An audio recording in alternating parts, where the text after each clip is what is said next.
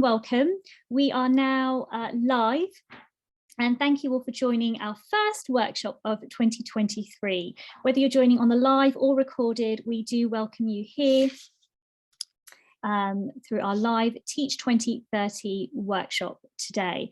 As you are waiting, some of you have done already. If you still would like to continue, I know some of you just joined, you can write down your name, where you're from, and your role into the chat box at the bottom as well. So thank you so much for joining too.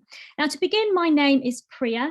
I am the Education Sustainability Consultant here at the Commonwealth Education Trust, brought to you by also Teach2030 as well.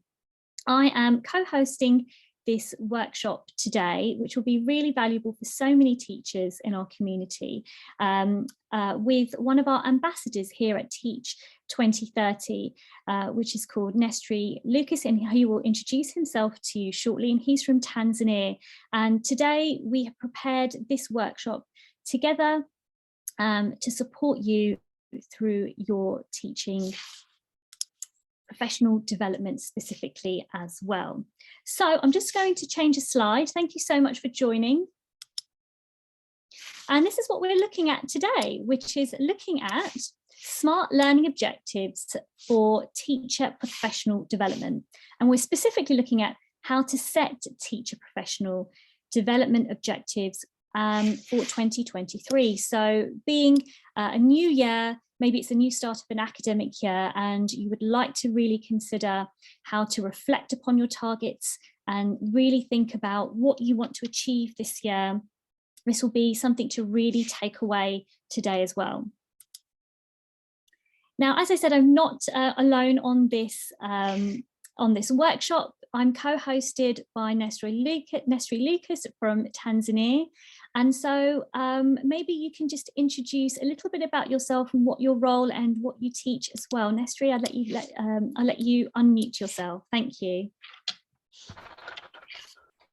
Yeah, okay, thank you very much. Hi, I'm Nestor Lucas. I am a teacher by profession. I hold the Bachelor of Science with Education. I teach mathematics at Mikindani Secondary School in Mtwara region, Tanzania. I work with Teach2030 as an ambassador, and we are here today to talk about the specific objectives and how we can develop specific objectives and how we can set the objectives in 2030. I'm also working with WAWIC in Africa, so I take this opportunity to welcome you all in this workshop. Thank you very much. Bye. Thank you. Thank you so much for that introduction as well. So let's start our workshop today. What are we actually covering? So we've got 3 objectives that we're covering today. We're going to first of all look at the importance of using smart learning objectives. We're going to outline 3 steps to help set objectives for 2023. And then what we're going to be looking at is how we can maintain those targets. So how can we use them right across the year as well? And it's so lovely to see so many others joining our workshop this afternoon here. So if you would like to, feel free to write down your name, where you're from, and also what you're teaching as well. We'd love to see that and put that into the chat box as well. But we're going to make a start today with our first objective. And so to help us with this, what I'd like you to do is to type something into the chat box, into the Zoom chat box. And what I'd like you to do is to answer this question. Why is it, or why do we use smart learning objectives in teaching, in our classrooms? As teachers, why do we use smart learning objectives? Could you maybe write down or type into the box what those reasons are? And just share one of those reasons. Why do we share smart learning objectives? I'll just wait a moment, and if anyone would like to volunteer to write down their reason, that would be brilliant.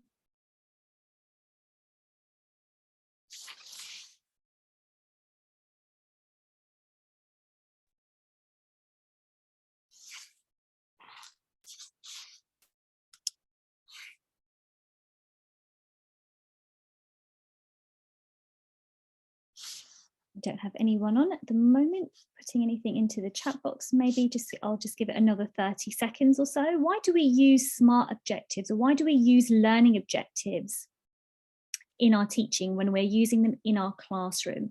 What's the purpose of that? What are we trying to do with these objectives?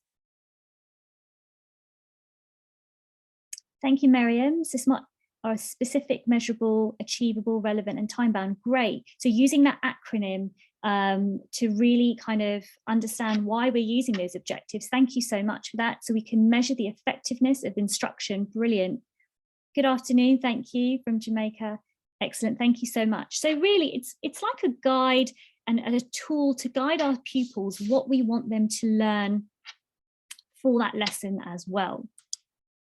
As an example here as well, so pupils will learn how to multiply using 10 as an example of a SMART learning objective in our teaching too.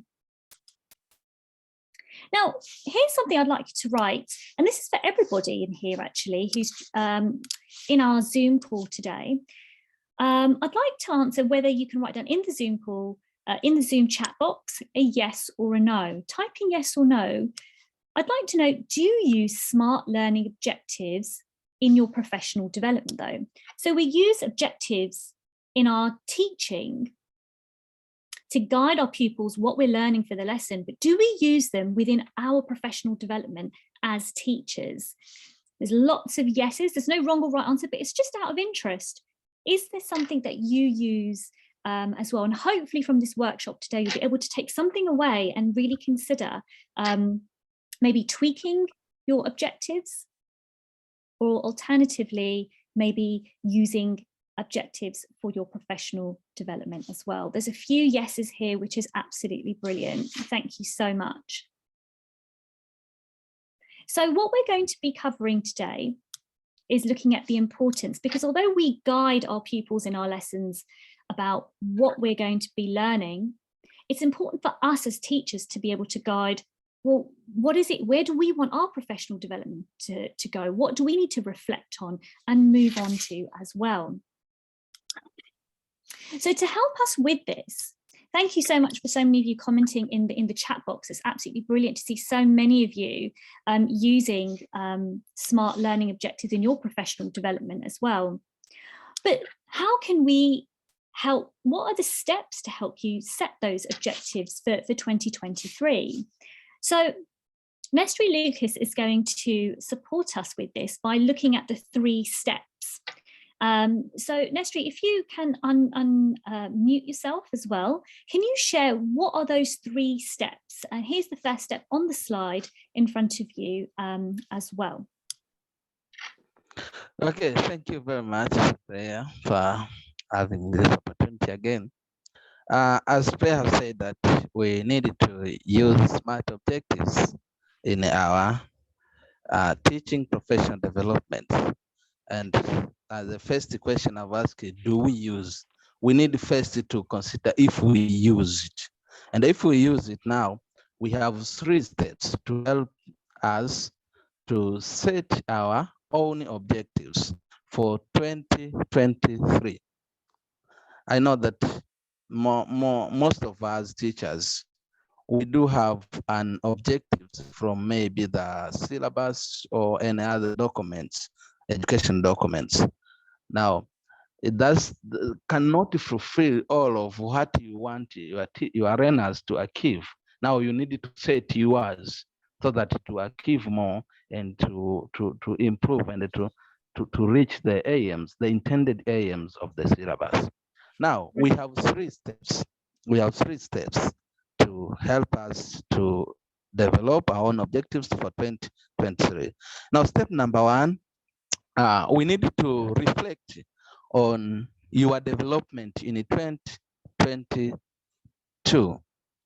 And this will help you to know what objectives you have done and what you did not.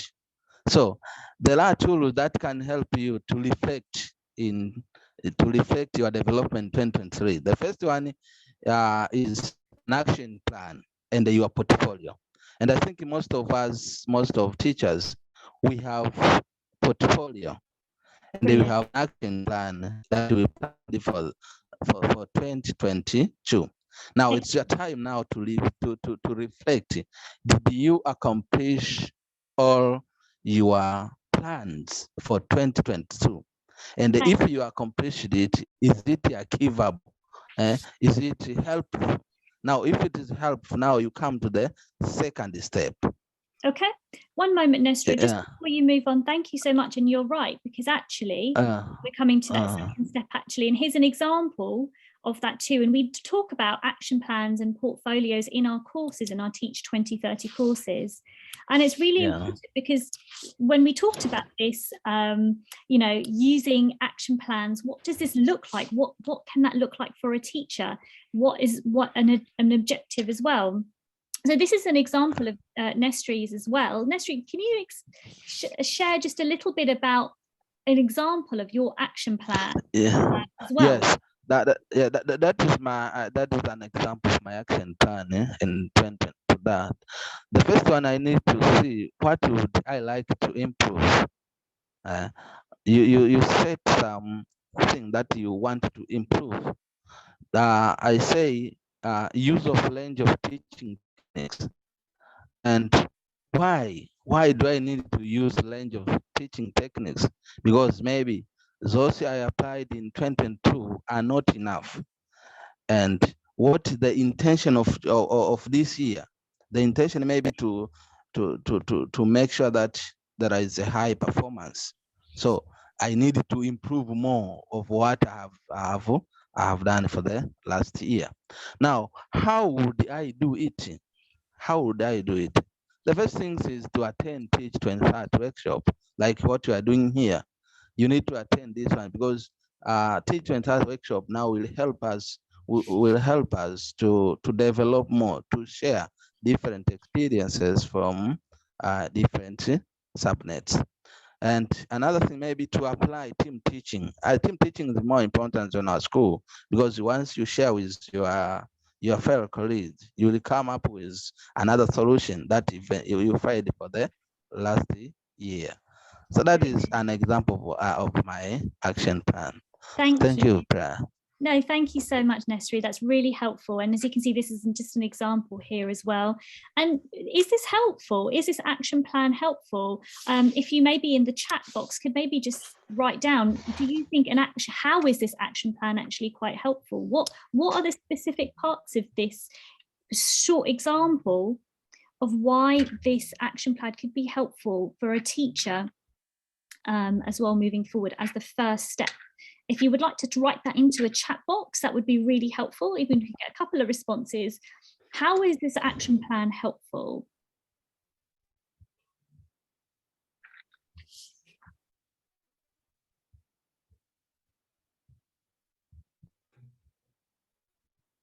I might just give it just a few moments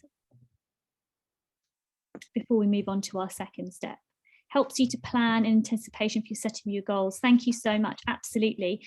It helps you to really focus and think for each part. We've got another response as well. Reminds us not to forget them. Absolutely. To facilitates reflection and problem solving. Brilliant. Absolutely. Really helpful because it serves as a guide. You're absolutely right. Because it's not just setting the target, but how you're going to implement that. Thank you so much for your responses. Let's continue to our second step. And the next one is looking particularly at drafting your objectives for 2023. And when we're talking about this one, I think Nestri and myself, when we looked at this, we're thinking about when you're considering drafting the objectives, it can be either subject, topic, or a particular skill that you could be focusing on. So to help with this, to help set your SMART learning objectives, as we've had earlier in the chat, someone's mention what that acronym stood for, but you can use action verbs to help set your objective. What's your teaching target that you want to set? Maybe Nestri, would you like to just reflect upon this particular slide and about writing learning objectives using a SMART learning objective? Why is that really valuable? Yeah, okay, thank you very much. Writing the writing the objectives for this is the second step now when we are going to develop our teaching profession. The second step now, you write the objectives for 2023, and this is more important.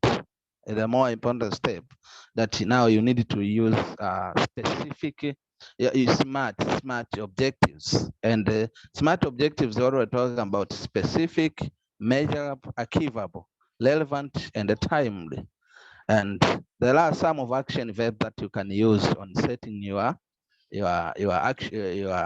objectives, and there are some of here that have been shown on that slide. I think you can see it. These verbs actually are they all rely on this abbreviation SMART. That's specific, measurable, achievable, relevant, and timely. And an example, this one, an example, to complete one Teach2030 course between January and March. This is an example of objectives, of SMART objectives, and you can even make a lot of objectives of this kind by using these verbs. And it is important. Yeah, it is important. It is important because now it will help you to first understand what are you going to do in this year. Yeah. And the second, it will help you to know your learners, what do you want your learners to achieve. But also it is important because it will give you a range of time. You can see here an example between January and March. So you can formulate yours, but you make sure that you make a specific time. You indicate at what time you will be completing this. Yeah, I think this is a good step. Thank you very much. Thank you very much, Nestor. I think you had a really good point there as well about making that specific and timely too. So this is our final step as well. And I'm just looking at the time as well for our workshop time too. But also our final step is having time to review the objectives. We can set a target, we can set objectives for the year, but we need a cycle of review and reflection as well. And often what happens is this particular scenario here, that we set them. So this is, a scenario that could take place that often a teacher might say, I often find that I've set my targets at the start of the year, then a couple of months later, I've not achieved the goal I intended to set. So this sometimes does happen because, we get overwhelmed as teachers. There's lots of things going on, and sometimes our targets, we may need to haven't had time to reflect upon that. So to help this particular teacher as well, what would you probably suggest if type your answer into the chat box below? Here's the question: how can this be avoided? How can we continue to ensure that we continue to use our targets, those learning objectives that we've set for the year as well? Those teacher professional development targets. How can we ensure that we achieve that goal that we intended to set? What could we do as teachers? You can write your response in the chat box. We'd love to hear what your view is and how we could do that too. We'll just give another moment as well.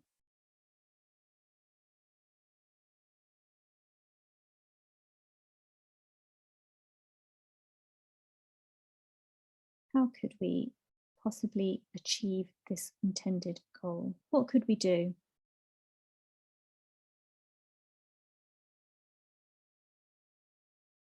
Nestri, do you have an example of what you think that we could do as teachers to help us achieve our goal intended as well?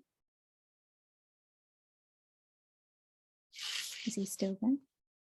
Write the objectives and have a start and date to monitor. Yeah, very good. And it's that keyword monitoring. So maybe even having a target. Realistic goals should be set. Tasks should be broken down so they are achievable. The time frame must be kept. kept in mind while planning. Time allocation should be done smartly. Can be avoided through follow-up and constant checks. Absolutely. Give yourself that time to go over that as well. Absolutely. Your targets not be too many. That's really good. So keeping them really focused. Thank you so much for your feedback. That's brilliant. So upon reflection, we're coming towards the end now. And consider what smart verbs you would use for your teacher professional development. What would you use to help as well? Now, just to consolidate what we've kind of gone through in our workshop today, and you can find more information through looking at our digital platform, which is called Teach2030, which is www.teach2030.com. There's more information in the chat box now. You can have a look at that now, so please do have a look. So the first thing is to consolidate this, review and reflect on your teacher professional development goals already. Use an action plan and portfolio. We guide you through this through our courses as well. Use SMART learning objectives to help write your professional development goals as well. And can use a consistent habit. Use some time to monitor that as well. Now, part 1 of all of our courses is free, but you can also gain part 2 for free as well by using Nestry's code, which is NL Tanzania as well. And so you can use that there as well. Please, in the chat box now, you can see that there is some more information, not just about where you can find our courses, but also our blog as well, which is also about teacher professional development, and more information about that too, which would be really, really great too. So thank you so much. If you'd like to know a little bit more about how we can sign up, I hope this works on here. Yes, it does. If you're new, you can find out a little bit more information. It is very simple to create your Teach2030 account and choose the course that is right for you. You open up teach2030.com and visit the website. You click on the menu bar at the top and choose Teachers to explore the courses that we have. When you decide which course you would like to do, you have a look and I think, okay, I'd like to start planning lessons to reach all learners. I click Learn Today. This will take me to more information about this course. Is it right for me? Read the course objectives, have a little look at the course content, and then I think, yes, this is what I'd like to do. Part 1 of all our courses is free, so I click Take this course. You will then be asked to create your account. You can see planning lessons to reach all learners is in the basket. If you have a discount code, you would apply it here, but you do not need one for part 1 of any course, and then proceed to checkout. Here you enter your name. Make sure it is something that you will remember, so don't use a nickname that you might forget. Then here you enter your address.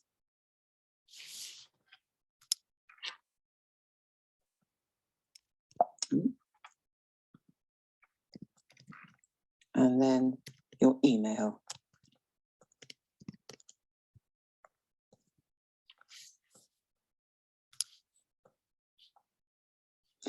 Here you then enter your username. So again, make sure that you use a name that you are going to remember. And then you will be asked to create your own password. Make sure again it's something that you can remember, although it is possible to reset your account at any time. You then click Place Order. And your account will be created. You've now logged in. It says your name here, the courses that you can access. You click on the course.